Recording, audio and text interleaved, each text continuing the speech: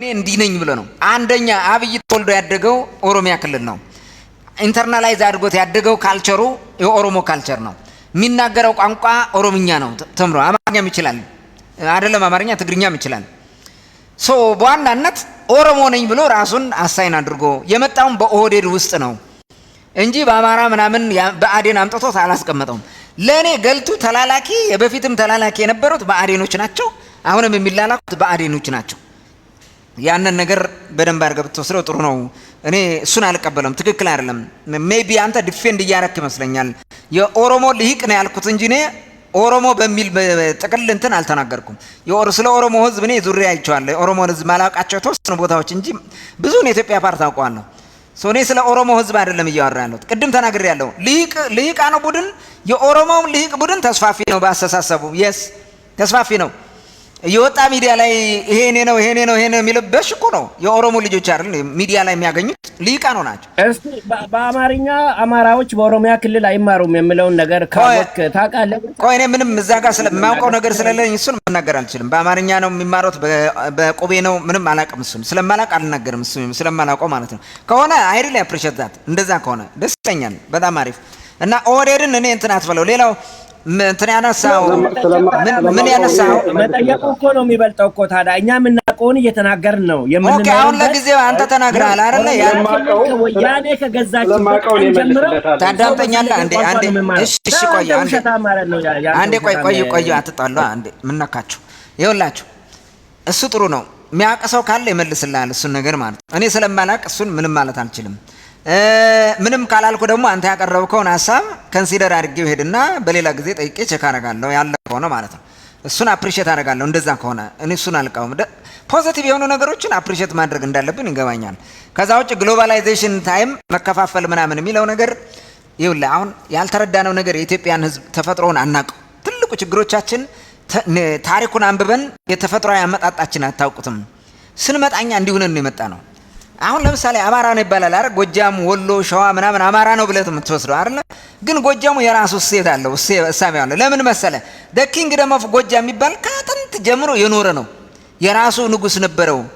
እንትን ነጋሽ የሚባል በነጋሲ ነው ነጋሽ በሚባል ነው የሚመራው።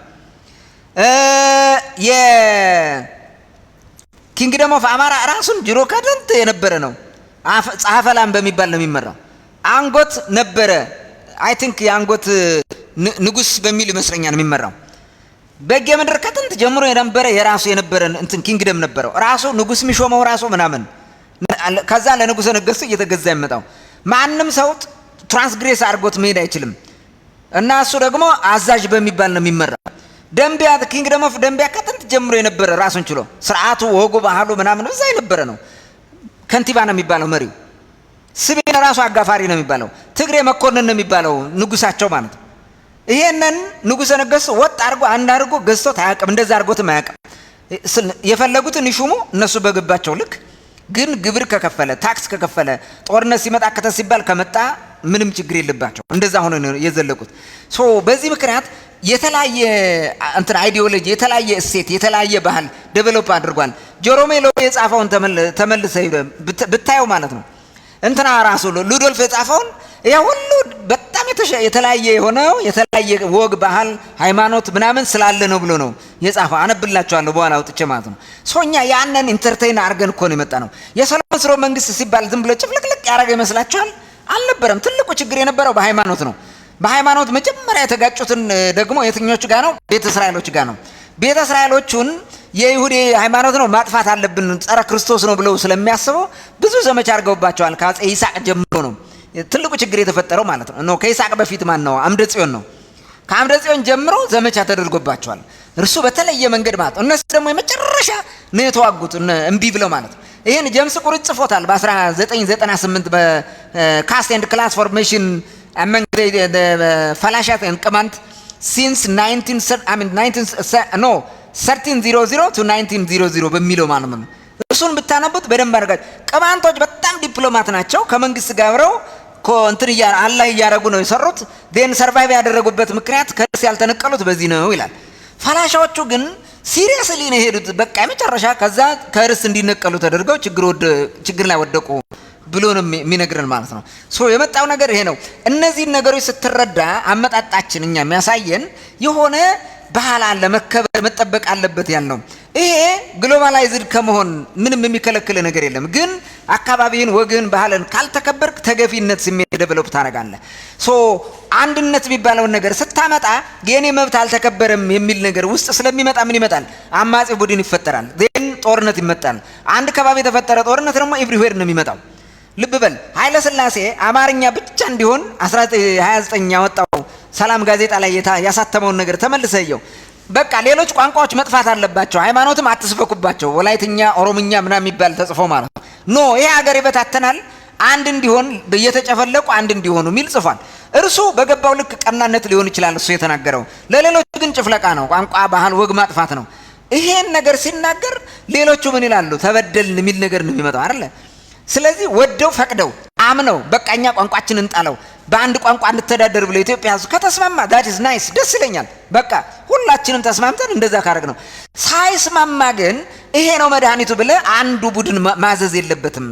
በዚህ ምክንያት ሰላም ልንሆን አንችልም። አማጺ ቡድን ይመጣል። የኦጋዴን ነጻነት ግንባር የሚባል ነበረ፣ የኦሮሞ ነጻነት ግንባር ነበረ፣ ጀብሃ የሚባል በኋላ ሻዕቢያ የሆነው፣ ቀዳማዊ ወያኔ የሚባል ወያኔ የሆነው፣ የተለያየ መንገድ እንደዚህ የሆነ ስተት እንትን ችግር መጣ። እነዚህ ደግሞ መጨረሻ ይሄው ስልጣን ይዘው ከጫካ መጥተው ይሄው መከራችን ያሳዩናል። የብሔር ተበዳይነት ምናምን የሚባለው ስለሚመጣ ሁለቱን አስታርቀን የምንሄድበት መንገድ ነው መፈጠር ያለበት።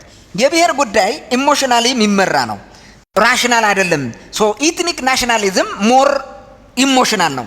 ነገር ግን ይሄ ሲቪክ ናሽናሊዝምን ለማምጣት ወይንም የዜግነት የሚባለው እሱን ለማምጣት መታገል አለብን። የመጀመሪያው እርቀት ግን ምንድነው? ሲቪል ናሽናሊዝምን ለማምጣት የሚችል ወይ አድርገ ነው።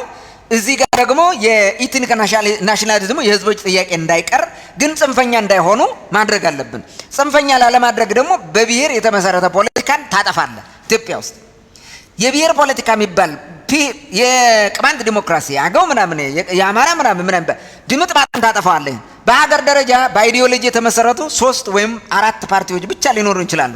ለምሳሌ የሶሻል ዲሞክራት ሊሆን ይችላል፣ ሊበራል ዲሞክራሲ ሊሆን ይችላል፣ ኮሙኒዝም ሊኖር ይችላል፣ ዋቴቨር።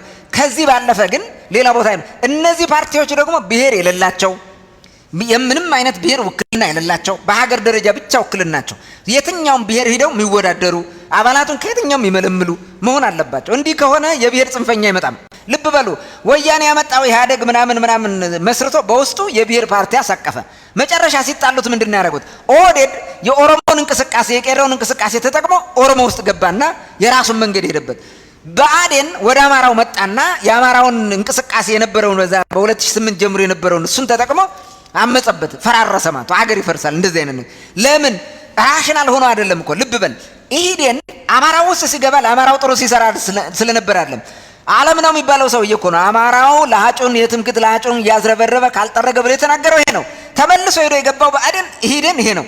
ምንም ለውጥ ሊያመጣለት አይችልም። አማራው ግን ብሔርተኝነቱን ተጠቅሞ ገባና ጨፈለቀው። ልብ በል እንደዚህ ሂዶ አታለለ ማለት ነው። አታሎ ያመጣውን ነገር አስቡት። ህዝቡን አታሎ ኦህዴዱም እንደዛ አደረገ። ለኦሮሞ መከራ፣ ለአማራው መከራ፣ ለሌላው መከራ ነው የመጣው። ስለዚህ ፖለቲካን ከብሔርተኝነት ብሔር የሚለው እንትን ጋር መንቀል አለብን። ፖለቲካው ማለት ነው የብሔሮች መብት የሚከበረው በህገ መንግስቱ መሰረት ነው። አካባቢያቸውን ያስተዳድራሉ። ቅድም እንዳልኳቸው 2 ቋንቋ መኖር አለበት። የሪሶርስ ተጠቃሚ ይሆናሉ። ወጋቸውን ቋንቋቸውን እንዲያሳድጉበት የሚኖር ፕላትፎርም አላቸው በራሳቸው።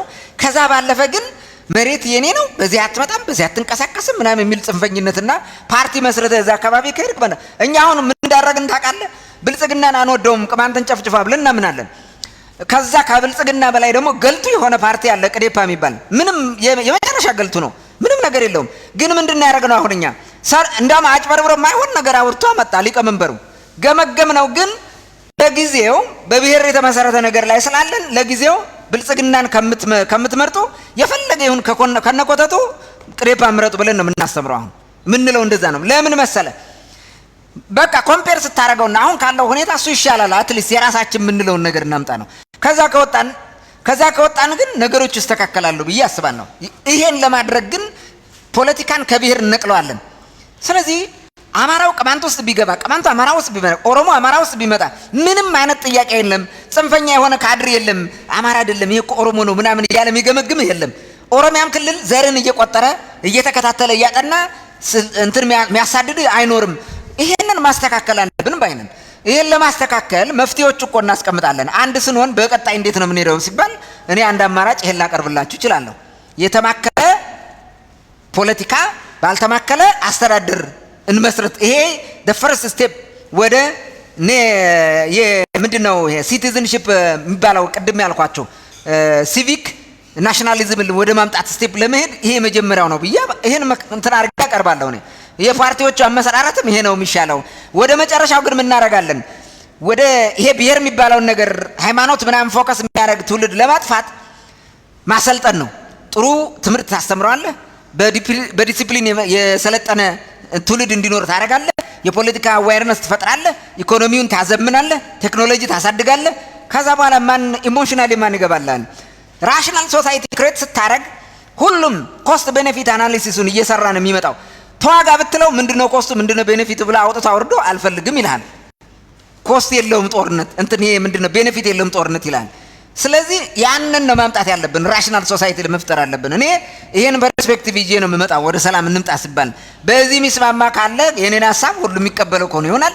ሌላ ከኔ የተሻለ እንትን ያቀረበ ደግሞ እሱን ይዘን እንቀጥላለን ማለት ነው። እኔ በዚህ መንገድ እናከመዋለን። ግሎባላይዜሽን ነው ሁሉን ጨፈላለቅ የሚለው ግን አያስኬድም። እንደሱ ሊሆን አይችልም። መጀመሪያ ትሪት ማድረግ አለብን። እንዳልተበደሉ ብሔሮች እኩል እንደሆኑ ማሳየት አለብን። ግሎባላይዜሽን ያልኩት አንግል ግሎባላይዜሽን የሰለጠኑ ሀገሮች አንዷ ጃፓን ነች። ባህሏንም እሴቷንም ቋንቋዋንም አልሳተችም። ሌሎችም ብዙ ሀገሮች አሉ። ከባህልና ከእሴት ጋር በምንም አይገናኝም። ካለው የስራ ልውውጥና ካለው እንደ ማህበረሰብ የንቃተ ህሊና የመሸጋገር ህልም ነው እንጂ ግሎባላይዜሽን ማለት ባህልንና እሴትህን ይነጥቃል ማለት እንዳልሆነ አሰምተህ ተፈልጋለሁ። እኔ በዛ መልኩ ስላልተረዳው አንተም በዛ ልክ ብትረዳው ጥሩ ነው። ኦኬ ኦኬ። እኔ ያነሳሁት እሱን ከመፍታት አንጻር አሁን ያነሳሁት መፍትሄ ራሱ ጥሩ ነው ብዬ አስባለሁ። ዛግቤ ለአንተ ልስጥ። አንተ ተረኛ ነህ ነው? አባ ወንበሩ ነው የሚቀድመው? አይ ቲንክ አባ ወንበሩ ይቀድማል መሰለኝ። ከአባ ወንበሩ ቀጥሎ ነው። ኦኬ አባ ወንበሩ ቀጥል። እሺ ሀሳብ ካለ ከዛ ወደ ዛግቤ እመለሳለሁ። ወደ እንትን ኦኬ አመሰግናለሁ። የራሴ ሀሳብ ይኖረኛል። ለምን ያነሳው ሀሳብ ላይ ትንሽ ሀሳብ ይኖረኛል። እንዲሁ ጋድ ብለስ የሚያነሳው ላይና ለምን አንድ ሀሳብ ስታነሳ ሰምቻለሁ። ምንድነው የሚያለው? ዓለም አሁን መጨረሻ ላይ ምነክታችሁታል። ወደ ስልጣኔ በሄደበት ዘመን እኛ በብሔር ወርደን ታች በብሔር የምናስብ ከሆነ የሚል ሀሳብ አንስታልና እሱ ነው እኮ ትልቁ ጥያቄ ማለት ነው። አንደኛ እንደ ሀገር የምንከተለው የብሔር ፖለቲካ ነው። እንዴ የብሔር ፖለቲካን የምትከተል ሀገር ላይ ብሔር ለምን ያስፈልጋል? ለምን እንወርዳለን ወደ ብሔር የምትል ከሆነ አንተ ፖለቲካውን አልረዳህም ማለት ነው። አልተረዳኸኝም። አይ ቲንክ በተሳሳተ መንገድ የተረዳኸኝ አባ ወንበሩ ውስጥ እንደዛ አላልኩም። እንዴት መሰለህ ነው ይሆናል። ይኸውልህ አንተ ሜቢ እኔ እዚህ ሶሻል ሚዲያ ፕላትፎርም ላይ ረጅም ጊዜ ቆይቻለሁ ብዬ አስባለሁ እና እያንዳንዱን አውቃለሁ። እንደኛ ህዝብ ነው የምነግርህ። እንደ ቅማንት ህዝብ የማንነትና የራስ አስተዳደር ጥያቄ ስናነሳ ከሚነሳው አንድ ነገር ልንገርህ። ቅማንትነት ሲከበር አማራ ይፈርሳል። ቅማንት ቤተክርስቲያን ሊያፈርስ ነው። የቅማንት ሁሉ ነገር ከተከበረ አደጋ ላይ እንወድቃለን የሚል ህሳቤ በብዛት ትችት ይቀርባል። እንዴ ቅማንት ብሔር አይደለም፣ ቅማንት ኢትዮጵያዊ አይደለም እስከ ማለት የሚሰለፍብን በጣም ብዙ ኃይል አለ። ለምንድን ነው እንደዛ የሆነው ስትል እንዴ የብሔር ፖለቲካ አናሳ የሆነውን ብሔር ካከበርንማ በቃ ሀገሪቱ ተበተነች ብሎ የሚያስብ ካለ ለምን የብሔር ፖለቲካ እንትን ይላል ይከተላል? አንደኛ የመብት አናሳነት የለውም። አብሶ እንደኛ እንደ ቅማንት እኮ ሜቢ ዝም ያለ ህዝብ አለን ነው እንጂ እኮ አናሳ ህዝብ የለንም። ኦልሞስት ተጨባጭ በሆነ ከ5 እስከ 6 ሚሊዮን የሚደርስ ህዝብ አለን፣ ግን ያልተሰበሰበ ህዝብ ነው። እሱ አናሳ የምትለው አይደለም። ግን ብዙዎቹ ይህንን ሀሳብ ስለሚያነሱት አንተ ያነሳው ሜቢ ከዛ የተመነጨ ይሆን የሚል ጥያቄ ያነሳው። ለምን ቅማንት ላይ እንደዚህ አይነት ጥያቄ ያነሳል? ለምሳሌ ጎንደር ከተማ እኮ ቅማንት ነው ማለት አይቻልም። አይደለም ነበር። አንደኛ እኔ ራሱ የአማራ ጥያቄ ይዤ መከራከር ልጅ ነው። ኦኬ ወደ ሐሳቤ ልሂድ። ኦኬ እንደዛ ከሆነ ወደ ሐሳቤ ልሂድ። ሶ አንድ ላይ እንሰራለን፣ ኔሽን ቢልዲንግ ላይ አገር መመስረት ላይ አብረን እንሰራለን ስንል መጀመሪያ ምን ሰራው እኮ ጎንደር ያለው ቅማንት ነኝ እንዲል ነው። ጎንደር ከተማ ውስጥ የሚገርምህ 100% ነው የምነግርህ። እኔ እዛ ነው ያደግኩት፣ ጎንደር ላይ ነው ያደግኩት። ጎንደር ከተማ ያለው ቅማንት ነኝ አይልም። ቅማንት ነኝ ቢል ራሱ ላይ አደጋ ይፈጥራል። እናውቀዋለን። ቀበሌ 18 ላይ ከየት መጥቶ የሚያፍን ጋንግ የሆነ ግሩፕ መጥቶ መቼ እንደሰፈረ ኢኔሴንስ የቅማንቱን እንቅስቃሴ የሚከታተል ቅማንቱን የሚያቀነጭር ቡድን መጥቶ መቼ እንደተደራጀ ቀበሌ 18 ላይ እናውቀዋለን። እዛ ያደግነው መጀመሪያ የምንፈታው ይህን ነው። ቅማንት ነኝ እንዲል በነፃነት የትም ለምሳሌ ባህር ዳርም ላይ ጎንደርም ላይ ወሎም ላይ ኦሮሚያ ክልል ላይ ትግራይም ላይ ደቡብ ላይ ቅማንት ነኝ እንዲል እንፈጥራለን። ከዛ በኋላ ነው ለሀገር ግንባታ ላይ መቀመጥ የምንችለው። ቅማንትነት ሲነሳ ዝም በል ተብሎ አንድነት ሊመጣ አይችልም። ይህን ማስተካከል አለብን። ጥያቄ የራሱ ባህል አለው፣ የራሱ ቱባ ባህል አለው፣ የራሱ ቋንቋ አለው፣ የራሱ የሆነ ብዙ ነገሮች ያሉት ህዝብ ነው። ታላቅ ትላንት መጽሐፍት ሲታይ እኛ ታሪክ ላይ የምናተኩረው ለምንድን ነው? ለዚች ሀገር መስራቾች ነን ብለን ስለምናምን ነው። አናፍርም፣ ልናፍር አንችልም። ለምን? ታላቅ ህዝብ ነበረን። ሜቢ ዛሬ አሰሚሌት ተደርጎ ቢሄድም እሰበው እንደ ህዝብ እኮ ከብሔር ሳቤ ወጥቶ ቅማንትነት ማንነት ከመሆን ወጥቶ ሃይማኖት ነው እስከሚባል ድረስ ይጻፍብን። ይህ ሁላ ግፍ ያደረሰብን እኮ የኛው ህዝብ እኮ ነው፣ የራሳችን ህዝብ እኮ ነው። ይህን ፈትተን ነው ሀገራዊ ግንባታ ላይ የምንቀመጠው። ይህን ለመፍታት ደስተኛ የሆነ አካል አለ ወይ? ካልሆነ ግን ተራው ሲደርሰው ተራዬን ጠብቄ ሀገር እየገዛው ሌላውን እየጨቆንኩ አሁንም ተራዬን ስለቅ እየወደቅኩ እቀጥላለሁ የሚል ካለ እንደተመጣው ነው የሚኬደው። ለውጥ ሊመጣ አይችልም። አየነው እኮ በቅብብሎሽ እኮ ነው ሀገር እየተመራች ያለችው። እኔ አንዳንድ ጊዜ እንደውም ቁጭ እያሳስበው ምናልባት ቀኝ ግዛት ተገዝተን ቢሆን አንድ ትልቅ ሀገር የመሰሩትልን ይሆን እላለሁ። ለምን ቀኝ ግዛት የተገዙትን ሳያቸው በቃ አሁን ሰላም ናቸው። እኛ ጋር ስታየው ምንድን ነው ነጩን ቀኝ ግዛት ሊገዛን የመጣነውን ተባብረን አሸንፈን እኛው እርስ በርሳችን አንዱ አላባት የንጉሳውያን ዘር ሌላኛው ባሪያ የሚሸጥ የሚነገር ተደርጎ የጥቁር ፋሽስት መስርተን የገዛ ወንድማችን አሰቃይተናል። ይህን ጥለን ነው አገር ልንገነባ ምንችለው። የቅማንትን ጥያቄ በአራቱ አቅጣጫ እየወሰዱ መለጠፍ አይቻልም። እንደገና ሌላ ኮር መታወቂያ አለበት፣ በደንብ እንደው መታወቂያ አለበት። ከዚህ ጋር የቅማንትን መብት የራስ አስተዳደርና መብት ሊመልሰው የሚችለው ህገ መንግስትና ህገ መንግስቱ ብቻ ነው።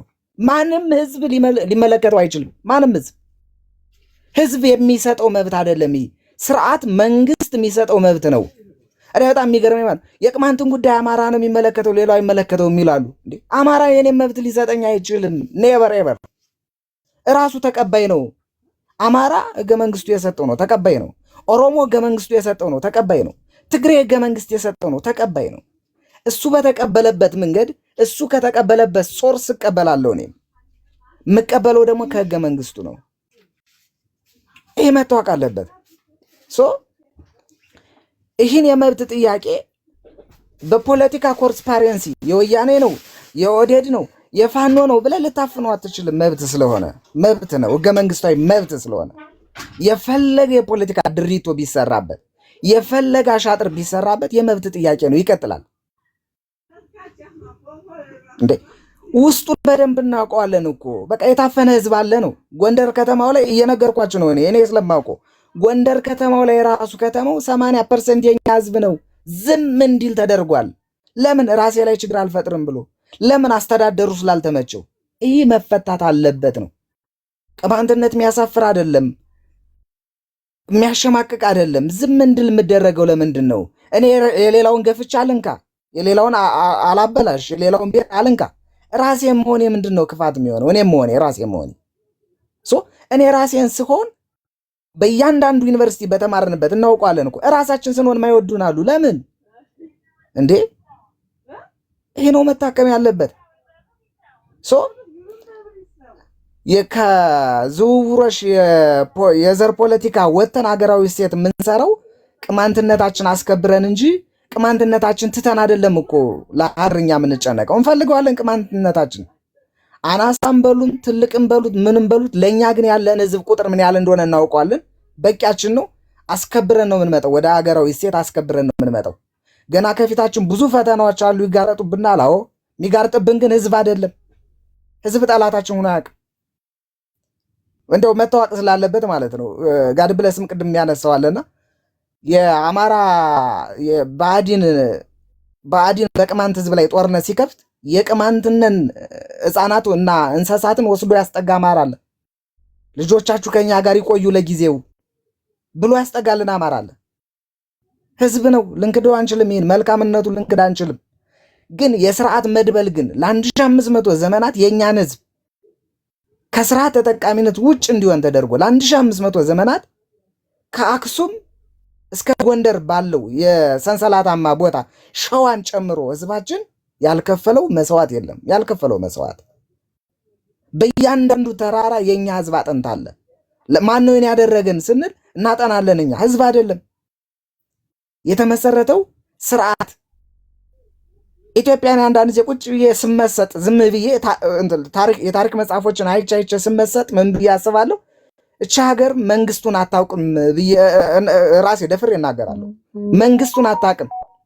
አንዳንድ ጊዜ ከጫካ የሚመጡ የጎበዝ አለቃዎች ደስ እስካላቸው ጊዜ የመሯት፣ ሌላ ጊዜ ደግሞ በመናፍስቱ ዓለም የሚመሩ በሐሰተኛ አጥማቂ ጀርባቸውን የተመቱ እግዚአብሔር ስልጣን ሰጠኝ 1/4 ስልጣን ከፈጣሪ ተቀበልኩ እያሉ ሃይማኖቱን ተሸክመው በሃይማኖቱ ላይ ጫንቃ ላይ ተሰቅለው ሟርተኞች ሲመሯት የነበረች ሀገር እንጂ ልክ እንደሌላው ዓለም ህገ መንግስት ቀርጻ ስርዓት አርቅቃ ህዝቦቿን እፎይ ያሰኘች ሀገር አይደለችም። ስርዓት መንግስትነት መስረት አታውቃለች ለማለት ይከብደኛል። እኔ በግሩፕ ሆኖ የሆነ ግሩፕ ፈጥሮ መምራት ሀገር መምራት ማለት አይደለም። አሜሪካን መውሰድ እንችላለን። ያካሄደችውን የሪቮሉሽን ጊዜ የአሜሪካን ማየት እንችላለን። ህዝቦቿን ዜጎቿን ሊያስከብር የሚችል ከልመና ከመሰቃየት ሊያወጣ የሚችል ስርዓት ገንብታ ነው ሀገሯን የገነባችው። የኛስ ግማሹን ወንድም ግን ባሪያ ግማሹን ንጉስ አድርገህ የምትጨነባበርበት ይህ በጎበዝ አለቃና በእግዚአብሔር ሾመይ በሚሉት ስትመዘዝ እንትን ስትል የመጣች ሀገር ናት እንጂ ሀገር ሁና ታውቃለች ብዬ አላምንም። እኔ ራሱ ተሞክራለች፣ የሞከሩ አሉ እንዲህ በጉልበት መተውም ከጫካም እንደዚህ ተመርጫለሁ ከሚሉትም ሀገር ለማድረግ የሞከሩ አሉ። እነሱም ብዙ በደል አጥፍተዋል፣ ሞክረዋል። ግን ያላጠፉት የለም፣ ያላደረጉት የለም። አሁን አገር እንድትሸት መስራት ይህ ትውልድ መስራት ይችላል ወይ ነው ወይስ እንደነበረው ዝም ብሎ ፈረንጅ የሰራውን ጠበንጃ አንግቶ የገዛ ወንድሙን እየገደለ እያሽላላና እየፎከረ የሚቀጥለው ትውልድ ነው የሚቀጥለው? ወይስ ይሄ አንደኛውን ጄኔሬሽን መንካት የሚችል በሀሳብ ልክ የሚያምን ተራማጅ የሆነ ትውልድ ይረከባታለችን ሀገር የሚለውን በጋራ ቁጭ ብለን መወያየት ያስፈልጋል ብዬ አምናለሁ። ኔሽን ቢልዲንግ ላይ ከሰራን ህብረ ብሔራዊነቱ ይቅር ከተባለ እንደ ሀገር ሁሉንም እንተው። አማራ አያስፈልግም፣ ኦሮሞ፣ ትግራይ አያስፈልግም፣ ቅማንት፣ አገው፣ ጉራጌ ምናምን አያስፈልግም ካልን እንተው። ህብረ ብሔራዊነቱ ያስፈልጋል። የብሔር ፖለቲካው ነው የምንከተል ከተባለ ደግሞ ሁሉም ብሔሮች እፎይ የሚሉበትን ስርዓት መዘርጋት አለበት። ካልሆነ አሁን የትግራይ ኃይል ቢመጣ ለሀገር የሚጠቅም አይደለም፣ የፋኖ ኃይል ቢመጣ ለሀገር የሚጠቅም አይደለም ለማለት መጀመሪያ አገር ላይ ያለው አገር እየመራ ያለው ለሀገር እየጠቀመ ነው የሚለውን መገምገም ያስፈልጋል። ያን ከመተቸታችን በፊት እንዴ አሁን ቅማንቱን የአማራው ኃይል የትግሬው ኃይል ነው ሲያሳደው ነበር አላከበረውም ለማለት የአሁኑ መንግስት የአሁኑ ስርዓት አክብሮት ማየት ያስፈልጋል። ለመተቸት ይህስ ምን አደረገ? ምንም። እንደ ቅማንት የምናስበው የሀገሪቱ ስርዓት ሲስተካከል ያኔ ቅማንትነትም ሌላው ብሔር ብሔረሰብ አገው፣ ስልጤው፣ ጉራጌው እፎይ ይላል ብለን እናስባለንና ስርዓት ለመገንባት ዝግጁ የሆነ መንግስትም ሆነ እንደው ከጫካ የሚታገል አካል ስርዓት ዘርግቼ እኖራለሁ ብሎ የሚያስብ አለ ወይ? ትግራዩን ስናየው በቅልጽምና ነው የሚለው። አማራውን ስናየው አማራው ተራራው ነው የሚለው።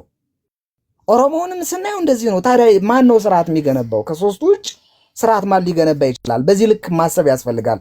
ልታስቡበት ይገባል። ካልሆነ አገሪቱንን የቁልቁለት ጉዞ እንወስዳታለን ብዬ አስባለሁ።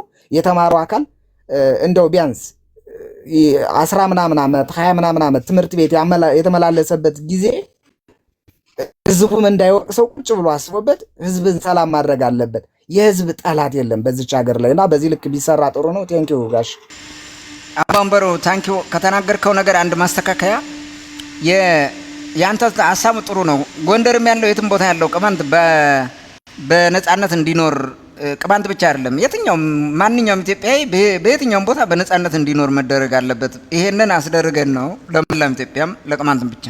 ጎንደር ቅማንት 80% ቅማንት ነው የሚለው ግን ትክክል አይደለም። ምክንያቱም ስታቲስቲክ ጥናት አልተጠናም፣ ሴንሰስ የለውም። ነጻነቱን ካወጅክ ቅማንት የሆነ ቅማንት ነኝ ይላል፣ አማራው የሆነ አማራ ነኝ ይላል ካስፈለገው ማለት ነው። መሰረት የሚያደርገው እሱ ነው። 80% ቅማንት ነው ካልክ ግን በቃ ወደ ይሄ ሊወስደው ነው ላይወስደው ነው ወደዛ ነው የሚመጣው። አንደኛ ፋክት የለንም እሱን የምናሳይበት 80% ይሁን ምን ይሁን አናቅ። ያ ብዙ ቅማንት አለ ሜቢ ከግማሽ በላይ ሊሆን ይችላል ምናምን የሚል ግምት ሊኖር ይችላል። ግን እንደዛ ቁጥር ሰጥተህ መናገር ግን ተገቢ ነው ብዬ አላምንም። እሱ ለእንትንም አያስማማንም ለመነጋገርም ራሱ ማለት ነው። እሱ ስታቲስቲክስ ማለት የፖፑሌሽን ሴንሰሱ ነው እንደዛ ማድረግ ያለበት እንጂ ከዛ ጋር ባንገባ ማለት ነው። ምክንያቱም ጎንደር ላይ አማራ ይኖራል፣ ቅማንት ይኖራል፣ ሌሎችም ሰዎች ይኖራሉ። ከዛ አሁን እኛ ስለ ጎንደር ከተማ ራሱ ክሌም አድርገን ምናምን እንትን አላለም። ጎንደር ቅማንት ውስጥ የሚገኝ ነው ግን የተለየ የቅማንት ነው የምናምኔ ነው ወደሚል ገብተን እንትን ጭቅጭቅ ውስጥ አልገባንም። እንደሱ አይነት ነገርና ጭቅጭቅ ስለሚያስገባ እንትኑ አይደረግም። በቃ እዚህ ጋር ዋና መሰረታዊ ነገሩ ምንድነው? ቅማንት በየትኛውም ቦታ መሸማቀቅ የለበትም፣ ነጻነቱን ማግኘት አለበት፣ በነጻነት መናገር መስራት አለበት። አማራውም ቢሆን እንደዛው ሌላውም እንደዛው በሚለው እንግባባ እንጂ አንተ እንትኑ ይገባኛል ግን ሞር እንደዛ ቢሆን። ምክንያቱም ምንድነው ማስረጃ ለዚህ ብትባል ማስረጃ ልታቀርብ ስለማትችል ማለት ነው። እና የግምት እንትኖቹን ባንናገራቸው ጥሩ ነው ብዬ አምናለሁ። እሱን አልቀበለውም በግሌ ማለት ነው።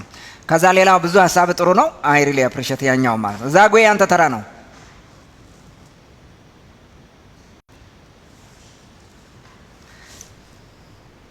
ዛጎ አንሚት አድርግና ቀጥል።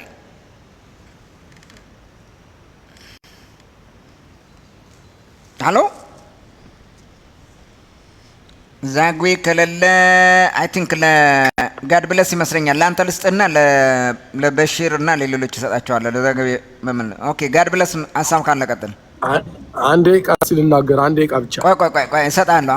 አሁን ነው የመጣው እነሱ እየጠበቁ ስለሆነ በተራ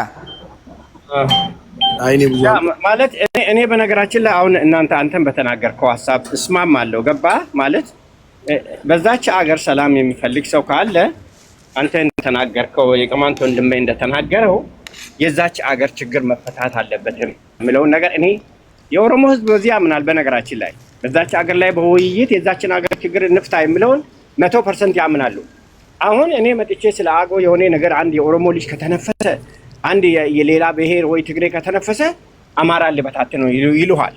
እውነት ስትናገር የዛች አገር ፖለቲካ ይታከም ብለህ ስትናገር ይሄ እኮ ቅድም ልክ ልጅቷ ስትናገር እንደነበረ አይታል።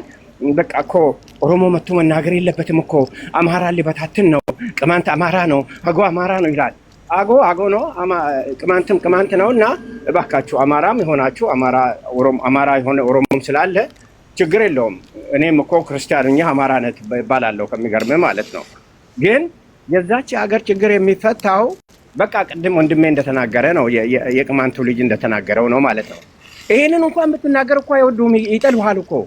እንደዚህ ማለት የለብህም። በቃ አገው ስሙ መነሳት የለበትም በአማራ ክልል ላይ፣ ቅማንት ስሙ መነሳት የለበትም ይልሃል።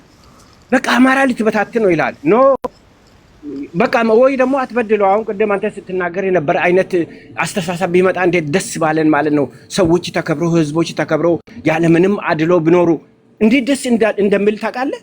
እሱን አተን እኮ ነው ታዲያ የምንጮኸው እኮ። ያ የህዝብ ሰላም ጠፍቶ እኮ ነው። በማንነት ትገፋለህ። ማንነትን በነገራችን ላይ በኢትዮጵያ ብቻ ነው በቋንቋ የምሳቀው ታውቃላችሁ ይሄንን። እስቲ እንግዲህ ሁላችሁም ውጭ ሀገር ነው የምትኖሩት ሜቢ ማለት ነው። እኔ እንጃ ኢትዮጵያ ውስጥ ያለ ሰው ካለ አብዛኛው ውጭ የምትኖር ከሆነ በአንድ ቋንቋ ሰው ሲስቅ ሰምታችሁ ታውቃላችሁ? በአንድ ቋንቋ ሰው ሲስቅ ሰምታችሁ ታውቃላችሁ? ኢትዮጵያ እኮ በቋንቋ የምትስቅ ሀገር እኮ ናት። ኢትዮጵያ እኮ በቅማንትና በአገው ቋንቋ የምትስቅ ሀገር ናት። በአገው ቋንቋ የምትስቅ ሀገር ናት። የሚያሾፉባት ሀገር ናት እኮ። ይሄ አይምሮ ነው መታከም ያለበት። ገባ? ሰውን አታከብርም፣ ቋንቋውን አታከብርም። ያንን አሁንም ስራ እየተሰራ ነው። በነገራችን ላይ ብልጽግና አሁንም ያንን ስራ እየሰራ ነው። በቃ አገርን አንድ አድርጎ ቢመራ፣ ኦሮሞን፣ አማራን፣ ትግሬን እኩል አድርጎ ቢመራ ደስታችን ወሰን የለውም። የቅማንትን ችግር ቢሰማ፣ የአጎን ችግር ቢሰማ ደስታችን ወሰን የለውም። አሁን ያለውን ስርዓት ያ ስርዓት ነው ማለት የህዝቦችን እኩልነት የማይፈልግ ስርዓት ነው ያለው። ይሄ ስርዓት እኮ ነው መነቀል አለበት ብለን የምናስበው። እነሱም ይታገሉበታል። በነገራችን ላይ ይህን ስርዓት አሁን አብይ አህመድ ለምሳሌ መታወቂያዎችን እያጠፋ ነው፣ ታርጋዎችን እያጠፋ ነው።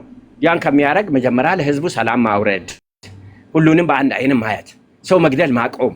ከዛ በኋላ ሰው መግደል ካቆምክና ሰላማዊ የሆነ ምርጫ ማካሄድ ከጀመርክ እኮ አለቀ እኮ። ኢትዮጵያ እኮ ሰላም ታገኛለች። በዚህ እጅ ሰው ይገላሉ፣ በዚህ እጅ መታወቂያ ያጠፋሉ። ቅማንት የሚለው መታወቂያ ያጠፋሉ፣ አጎ የሚለው መታወቂያ ያጠፋሉ፣ ኦሮሞ የሚለው መታወቂያ ያጠፋሉ። በዚህ እጅ ይገሉሃል። አንተ ቅድም እኔ ካንተ ጋር በፍጹም ማልስማማ የአሁኑ ስርዓት የኦሮሞ ስርዓት ነው።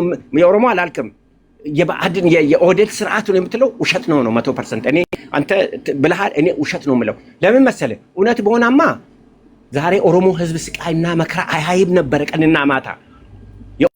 የኦህዴድ ስርዓት ኦልሬዲ ኦህዴድ የተፈጠረውም ቲፒኤል የፈጠረችው ራሷን ስርዓቷን ለማቆየት የፈጠረችው ኦሮሞ ስታስገድል የነበረ ነው። ትላንት ኦሮሞ ሲገሉ የነበረ ሰላዮች የነበሩ ናቸው እና አብይ አህመድ ኦሮሞ ውስጥም አላደገም። ያሳደጉትም እነማን እንደሆኑ ታውቃለህ እኮ።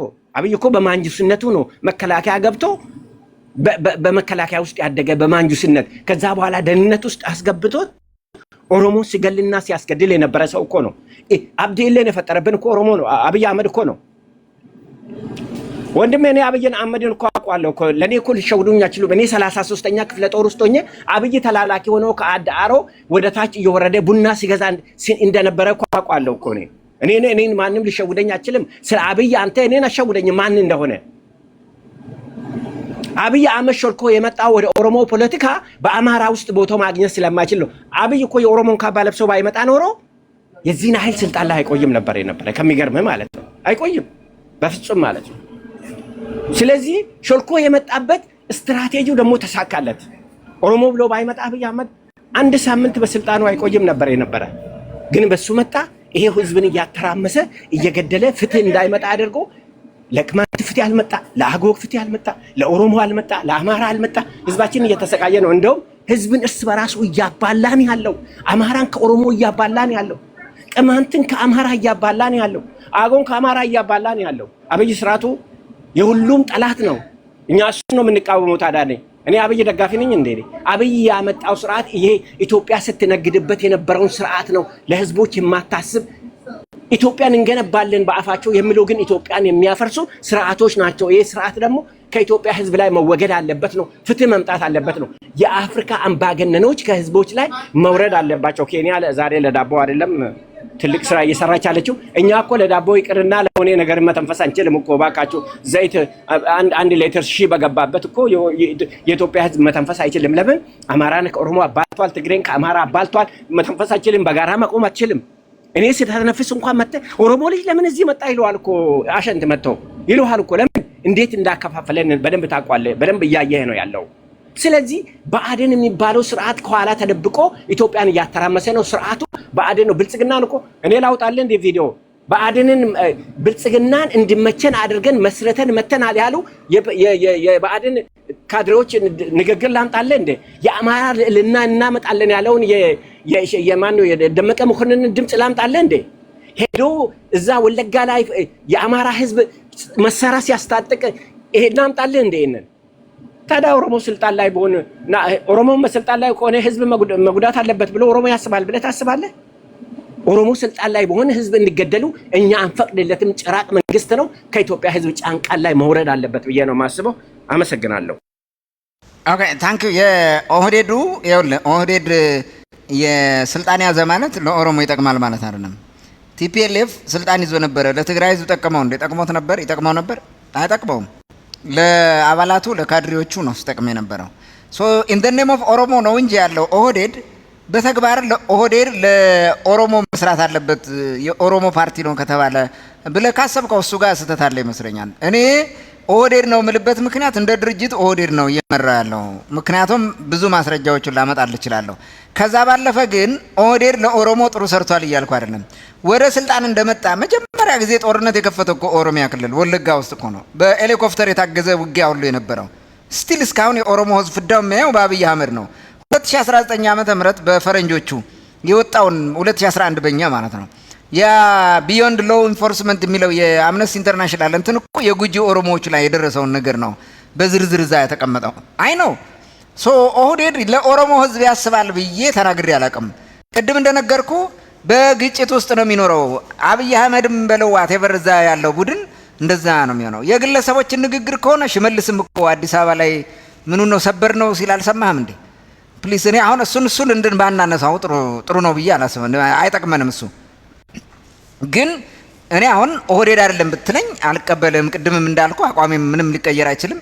በኢህአደግ የሚባለው አስኳሉ ወያኔ ነው እንደፈለገ የሚያደርገው። ብልጽግና የሚባለው ኦህዴድ ነው እንደፈለገ የሚያደርገው። ኦህዴድ ማለት ግን ኦሮሞን ይወክላል ማለት አይደለም። ኦሮሞን እንዲያውም የሚጨፈጭፍ ነው። ልክ አማራ ክልል እንዳለው መከራ ኦሮሚያ ክልልም ውስጥ መከራ አለ። ምንም የተለየ ነገር የለም። የሚፈለገው ይሄ እኮ ቡድን የህወሓት ሲባል ህዝባዊ ወያኔ ሓርነት ትግራይ ብሎ ሲመጣ ትግራይ የሚል ስላለው የትግሬ ሆኖ ይምጣ እንጂ የትግሬም ሆነ ካድሪ ከሆንክ ብቻ ነው የምትደገፈው። የተለያየ ነገር የሚደረግልህ ከካድሪነት ውጭ ከሆንክ ማንም አይፈልግም። የትግራይ እናቶች መከራቸውን እያዩ በስንዴ በርዳታ አይደል የኖሩት በወያኔ ዘመንስ ቢሆን ምን የተለየ ነገር ነበር? የገጠሩ ህዝብ እኮ ፍዳውን ነው ሲያይ ነበር። የከተማም ቢሆን ማጆሪቲው ከዛ አንጻር እንመልከተውና በስሙ ስለተጠራ ለስሙ መጠሪያ ያደረገውን ስም የያዘውን ህዝብ ይጠቅማል ብለን እንደማናስብ በሱ እንድትረዳል ይፈልጋለሁ። አይ ቲንክ አሁን ለመጡ ልስጣቸው። ማን ነው የሚቀድመው? አቢሲኒያን ኦኬ። ከላይ ያለ ወንድ ወይም ሴት ጓሄድ